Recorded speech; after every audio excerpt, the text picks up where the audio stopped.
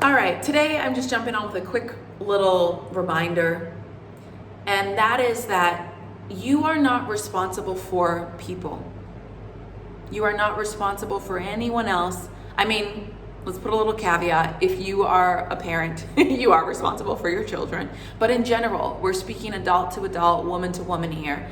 How often have you had, these friends or family members in your life where, they might not always like the choices that you make.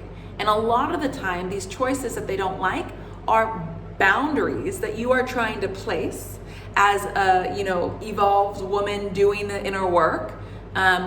You're trying to set boundaries that support yourself. And when you begin to exert boundaries and name, hey, these are my needs, especially as a heart-centered woman who's used to giving so much to everyone but yourself, people are going to push back. There's going to be a tension, right?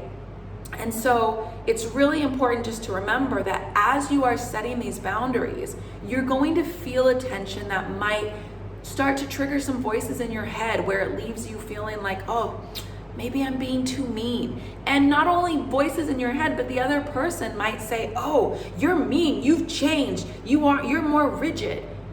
But what you have to remember is people don't like change, yours or their own.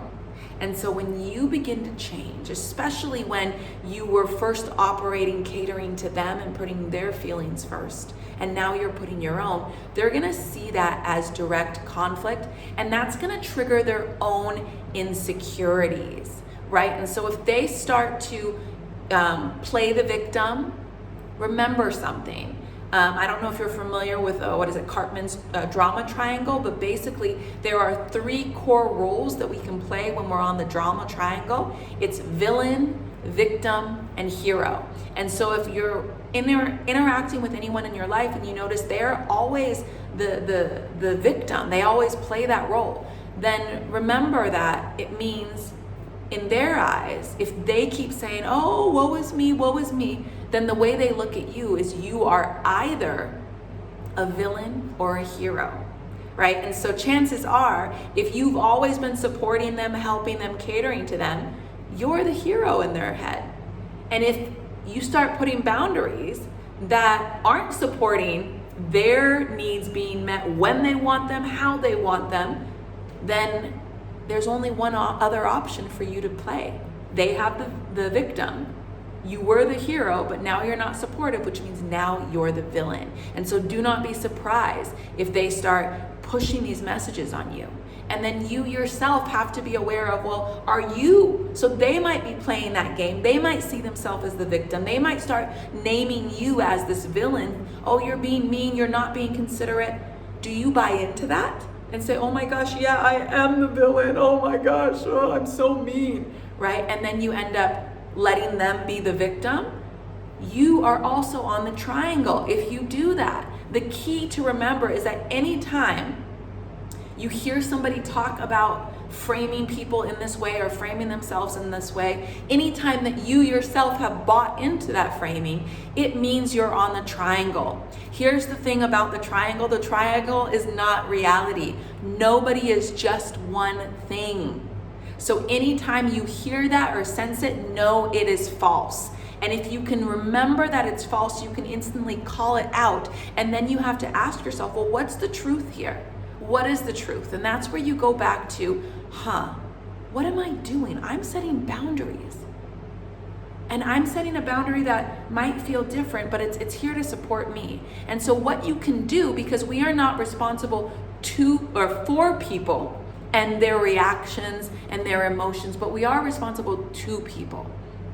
And so what that means is that as we're setting these boundaries, it's important to communicate and say, hey, I want you to know, that I've been doing a lot of work on myself, and something I realized was X, Y, and Z, and so I'm going to be changing a little bit. Normally I'm always there to answer your calls, but right now I'm going through a phase where I just really need to focus a bit more on me. So I want you to know it's nothing to do with you, right? You can assure them that you love them. You can let them know, I just need a little bit more, and here's how I can show up for you, right? And so remember that like you can communicate clearly your boundaries, and you can do it from a place of love and acceptance that reaffirms how you care for the other person, that reaffirms that you aren't trying to disconnect or to hurt them or to say that they are bad. You're not making them into a villain or a victim or a hero, but that you're looking to them, human to human. And you are showing them an example of what it looks like to do the work.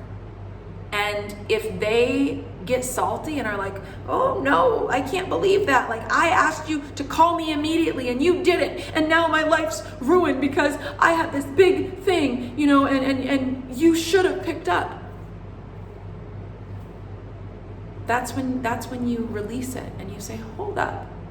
These inner voices might say, oh no, yeah, you're mean. Remind them, nope, that's the drama triangle. What I am is somebody who's setting healthy boundaries. All right? And it's that person's responsibility to do their own work and to trust your compassion in telling them, hey, here's where I'm at, and I need to set this boundary. And it doesn't have to be that formal, I need to set this boundary. But again, it can be, I did this the other day. My grandma wanted to jump on a call with me. And my grandma, I love her, and it can be, it feels like a one-way, I don't feel the level of depth of support and connection to her that I'd like to. And there's various reasons for that that I'm not gonna go into, but basically it has become very clear to me that she just does not have the capacity to see me, to see all of me or hold all of me. And because of that, I've had open conversations where I've invited her and she's shot down and said, I don't want to talk about this. And I told her, until you do, it's going to feel superficial to me, and I just don't have capacity for superficial. And so when I have enough energy, I will answer the call and I'll check in with you. But when I don't, I won't. But just know that I'm loving you, I'm sending you love. And we had that conversation some years ago, and every once in a while, she'll reach out, and either we'll have a conversation or, we won't. And I'll share, hey, sorry, things are busy right now. And recently, she sent an email asking, hey, let's connect. I'd love to have a call and catch up. And I said, things are pretty hectic right now, but so I won't be able to jump on a call. But I said, I'd love to hear how you are. Feel free to reply to me in an email. And she didn't. And who knows if she's like, oh, well, that's not what I want. I don't know what's happening in her head. But I think the point is, like, sometimes people we can communicate what we're open to in a loving way, and people can choose how they respond to it. She could have said, oh, great, yeah, let me share here, and we do that. Or she could just use it as, another, oh, I guess she's not giving me what I want, or whatever. I don't know. I'm not in her head. I don't know what it was. But all I know is it could be received and taken. Someone could take you up on that invitation, or they could say, actually, I don't want to engage in this way. And at the end of the day, we can't be responsible for how somebody reacts to us sharing, here's what I need, here's my boundary. So, if somebody's hurt by that, that's on them. Our responsibility is to them. So to let them know, hey, I love you, I do want to connect, right? And here's how I'm able to in this moment.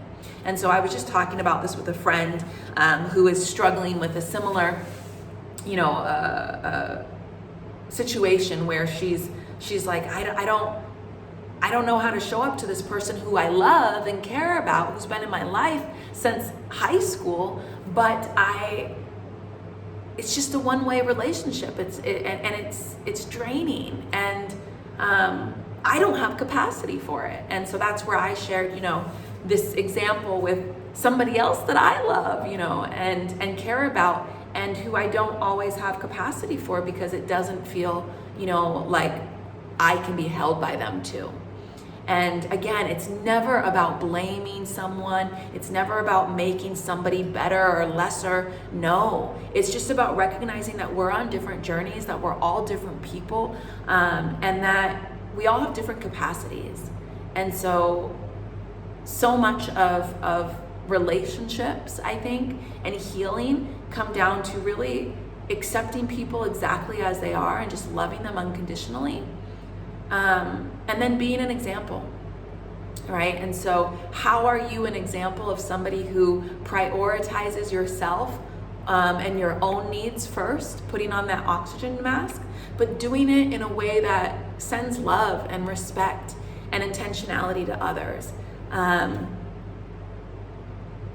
then just surrenders the rest, right? Because it is hard to set boundaries. It is hard to do things different, and to not just set the boundaries. That's hard on its own, but then also to hold the boundaries, especially if people push back or come at you and say, oh, well, you've changed, or oh no, but like, please, I really want to talk, let's just talk. And then, we start to feel bad, right? Like, oh, well, maybe I should, but you always have that power to choose how you want to show up and when you want to show up and who you want to show up to, in terms of pouring yourself out. And just be mindful that like when you pour out, not everyone's able to hold it, and that's okay.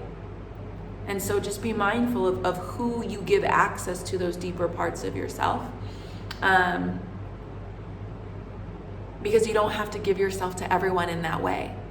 And not giving yourself to everyone in that way is not you being mean, is not you not liking people, but it's you supporting you. And yeah, so today I just wanted to encourage you as you navigate relationships, remember that you're responsible to others, but not for them. And so, if you're in some interactions where they felt hurt, you can say, man, I'm so sorry. That wasn't my intention. Here's how I feel about you. And then after that, it's off of you, right? You can only do what you can do. And you don't have to fix anyone. Even if they guilt trip you, I hear that a lot where people say, oh, my mom, she's always guilt tripping me. Oh, you don't love me. Oh, I'm just, your poor mom. And it's like, no, you're doing this work, sis, because you do not want to have your kids going through these same things. You are breaking generational curses. You are breaking, generational traumas of victimhood. And it's got to stop with you, but this is how it stops. It's the hard work. It's the hard work, but it is so fruitful. And not only will you be transformed and more free from it, but your mom, your cousin, your friend, your sister, whoever these other people in your life, slowly but surely they will see you as an example and of somebody who is open and communicative. And even if they don't show it on the front, you will be a witness. You will be a mirror for them, and they will be able to hopefully slowly and surely join this journey as well. Anyways, I hope this share made sense and spoke to someone however it needed to, but I just wanted to come on with today's kind of reflection. So be blessed, have a wonderful day, and